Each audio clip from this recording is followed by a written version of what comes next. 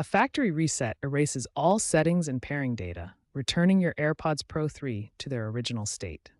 This is your go-to solution for persistent issues like audio dropouts, unresponsive controls, or pairing failures with your iPhone, Android, or other devices. It's particularly useful after iOS updates like iOS 18 that might introduce Bluetooth connectivity glitches. Remember, resetting clears the Bluetooth bonded device list, forcing a fresh pairing handshake. Tech experts emphasize this should be a last resort. Always try updating firmware first to avoid data loss. Start by placing both AirPods in the charging case and opening the lid. Locate the setup button on the back of the case.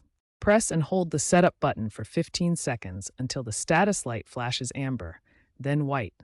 Close the lid and wait for 30 seconds. To repair, open the lid near your device and follow the on-screen prompts.